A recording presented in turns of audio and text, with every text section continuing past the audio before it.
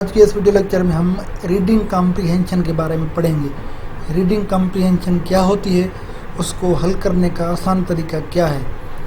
सबसे पहले हम आते हैं रीडिंग कॉम्प्रिहेंशन पर। रीडिंग कॉम्प्रिहेंशन में आपको एक पैसेज दिया जाता है और उस पैसेज से आपको कुछ सवाल पूछे जाते हैं जिनके आपने जवाब देने होते हैं। अब आते हैं कि what is reading comprehension. Reading comprehension is the ability to read text, process it and understand its meaning.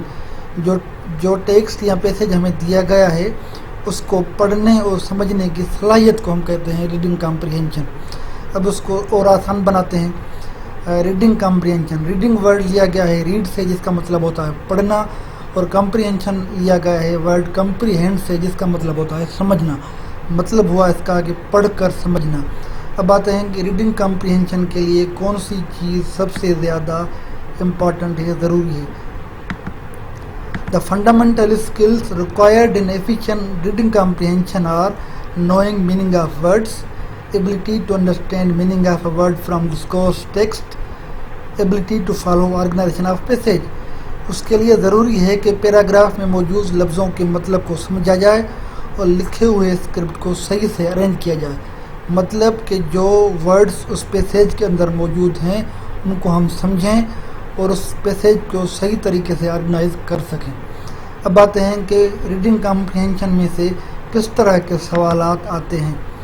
Reading comprehension में पीएसटी और जेईएसटी के दौरान 5 सवाल आपको पूछे जाएंगे। एक पैसेज होगा आपके पास, उस पैसेज से 5 सवाल होंगे। जो 3 सवाल होंगे वो होंगे डायरेक्ट क्वेश्चंस और जो 2 सवाल होंगे वो होंगे इनडायरेक्ट। अब आते हैं कि डायरेक्ट और इनडायरेक्ट सवाल क्या होते हैं और किस तरह से होते हैं। Direct questions will be from the passage. You can find their answers within the passage. Indirect questions will test your own knowledge and thinking power. You have to answer these questions from your mind. Answers won't be in the passage. जो direct सवाल होते हैं वो passage से ही पूछे जाते हैं और उन सवालों के जो जवाब होते हैं वो उस पैसेज के अंदर ही मौजूद होंगे। जबकि जो इनडायरेक्ट सवाल होंगे वो आपकी नॉलेज को और आपकी जहानत को टेस्ट करते हैं और इनडायरेक्ट सवालों के जो जवाब होंगे वो उस पैसेज के अंदर नहीं होंगे, वो आपको अपने अक्ल और जहानत के बलबूते पर देने होंगे। अब आते हैं रीडिंग कॉम्प्रिहेंशन को किस तरह से हम सॉल्व करेंगे। इसका सबसे पहला स्टेप है स्टेप नंबर 1। सबसे पहले क्या करें आप, don't read the passage first. आप पैसेज को ना पढ़ें। सबसे पहले क्या करें आप, रीड द क्वेश्चंस, सवालों को पढ़ें। उन सवालों के अंदर जो चीज़ आपसे पूछी जाती है उस चीज़ को हम कहते हैं कीवर्ड्स। आप उन इम्पॉर्टेंट चीज़ों को, उन कीवर्ड्स को आप करें अंडरलाइन। अगर आपके पास मार्कर है तो उस मार्कर के साथ उसको करें हाईलाइट या फिर पेन से उन वर्ड्स को आप करें अंडरलाइन। ठीक है। उसके बाद सेकंड स्टेप में आप क्या करें, अब आप पढ़ें उस पैराग्राफ को। After reading the questions now read the first and second paragraph because answer of first and second question will be in the first and second paragraph। अब जब आपने सवालात को पढ़ लिया है तो अब आप डायरेक्ट आए उस पैसेज पर और पहले और दूसरे पैराग्राफ को पढ़ें। वो पैसेज एक पैराग्राफ पर मुश्तमिल हो सकता है, एक से ज़्यादा पैराग्राफ भी उसमें मौजूद होंगे। जब आपने सवालात पढ़ लिए तो अब आप क्या करें, पहले और दूसरे पैराग्राफ को पढ़ें, क्योंकि जो आपसे पहला और दूसरा सवाल पूछा जाएगा उन पहले 2 सवालों के जो जवाब होंगे वो पहले और दूसरे पैराग्राफ के अंदर मौजूद होंगे। ठीक है। अब उन सवालों के जवाब किस तरह से ढूंढेंगे आप, स्टेप नंबर 3 में now search and see if the underline keyword is within the paragraph or not. If yes then find the answer of the question in that line and paragraph. अब जब आपने सवालात पढ़े थे तो सवालात पढ़ते वक्त आपने कीवर्ड्स को अंडरलाइन किया था। अब देखें कि वो कीवर्ड्स इन पैराग्राफ के अंदर मौजूद हैं या नहीं। जहाँ पर भी आपको वो कीवर्ड नज़र आए वहाँ पर उस कीवर्ड को आप पैराग्राफ के अंदर अंडरलाइन करें और उसी लाइन और उसी पैराग्राफ की उसी लाइन के अंदर आपको उस सवाल का जवाब मिल जाएगा। पढ़ते वक्त देखें कि क्या वो कीवर्ड्स जिनको आपने अंडरलाइन किया था वो पैराग्राफ में मौजूद हैं या नहीं।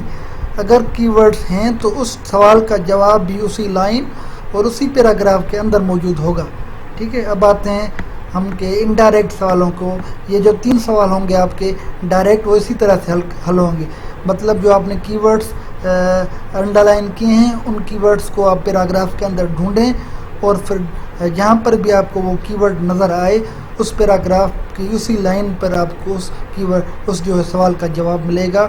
गौर से पढ़ें, समझें और उस सवाल को हल करें। अब आते हैं स्टेप नंबर 4 में, जिसमें हम जो है इनडायरेक्ट सवालों को हल करेंगे।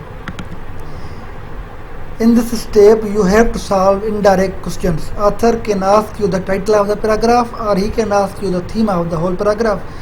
Author इन सवालों में आपसे या तो टाइटल पूछेगा कि ये पूरा पैसेज हमने लिखा है इसका टाइटल क्या होना चाहिए, या ये जो पूरा पैराग्राफ है इसका थीम क्या होगा। थीम से मुराद ये किस बारे में है। अब आते हैं सबसे पहले कि हम टाइटल किस तरह से ढूंढेंगे। The best way to find title is to read first and last paragraph. You can find title of the paragraph in the first sentence, or most often titles are written at the end of the writing process. Title ढूंढने के लिए आपको क्या करना है, पहले और last paragraph को पढ़ें। ये जो पहला पैराग्राफ होता है इसकी पहली लाइन के अंदर ही आपको टाइटल मिल जाएगा। या फिर अक्सर क्या होता है कि जो टाइटल होते हैं वो राइटिंग प्रोसेस के बिल्कुल आखिर में दिए जाते हैं। मतलब कि आप पहले और लास्ट पैराग्राफ को पढ़ें और वहीं से आपको इस पैराग्राफ का या पैसेज का टाइटल मिल जाएगा। अब आते हैं कि थीम किस तरह से ढूंढेंगे हम। When you are reading an essay or paragraph, author will indicate the main idea in either first few lines of text or the last few lines. As part of conclusion, many writers will reiterate what exactly their focus was and what they hope you got out of their text. Look for a repetition of ideas. Is there some central concept of the author that keeps going back to? You can even use a highlighter to mark the repeated ideas so you can measure their frequency late. जब आप किसी ऐसे को या फिर paragraph को पढ़ते हैं तो जो आथर होता है वो शुरुआती लाइनों के अंदर ही बता देता है कि ये जो पैराग्राफ मैंने लिखा है या जो पैसेज मैंने लिखा है वो किस चीज़ के बारे में है। या फिर उस पैराग्राफ या पैसेज में आप ढूंढें कि कौन सी चीज़ है जो बार बार रिपीट हो रही है। रिपीटेशन ऑफ आइडियाज़ को आप ढूंढें, फिर उन रिपीटेड आइडियाज़ को आप करें अंडरलाइन, और फिर उन रिपीटेड आइडियाज़ को मद्देनज़र रखते हुए आप अंदाज़ा लगा सकते हैं कि ये जो पैराग्राफ है या ये जो पैसेज है वो किस चीज़ के बारे में लिखा है। ठीक है, सबसे पहले आप सवालों को पढ़ें, सवालों के अंदर कीवर्ड्स जो हैं या जो चीज़ पूछी गई है उसको करें अंडरलाइन। फिर क्या करें, फिर आप आएँ डायरेक्ट पैसेज पर, पहले और दूसरे पैराग्राफ को पढ़ें, क्योंकि पहले और दूसरे सवाल का जवाब पहले और दूसरे पैराग्राफ के अंदर ही होगा। पैराग्राफ को पढ़ें और देखें कि वो कीवर्ड जो आपने सवाल पढ़ते वक्त अंडरलाइन किया था वो कहाँ पर मौजूद है। जहाँ पर भी आपको वो कीवर्ड नज़र आए उसी लाइन के अंदर आप उस सवाल के जवाब को ढूंढें। फिर अगर आप आते हैं इनडायरेक्ट क्वेश्चंस पर तो टाइटल किस तरह से ढूंढेंगे। टाइटल आपको मिलेगा पहले या फिर लास्ट पैराग्राफ में। पहले पैराग्राफ की जो पहली लाइन होती है वो आपके टाइटल को शो करती है, या फिर मोस्टली क्या होता है कि टाइटल जो है एडिंग प्रोसेस के राइटिंग प्रोसेस के लास्ट में होता है। और फिर आते हैं हम थीम पर, सेंट्रल आइडिया पर। वो किस तरह से, सेंट्रल आइडिया क्या होता है, महवर होता है कि ये जो पैसेज जो किस चीज़ के गिर्द घूम रहा है, कौन सी चीज़ है जो उसमें बार बार रिपीट हो रही है, उसको आपने ढूंढना है। उस फिर जो रिपीटेड वर्ड्स हैं उसको अंडरलाइन करें, और रिपीटेड वर्ड्स को अंडरलाइन करने के बाद आप ढूंढेंगे इसका सेंट्रल आइडिया या थीम क्या होगा।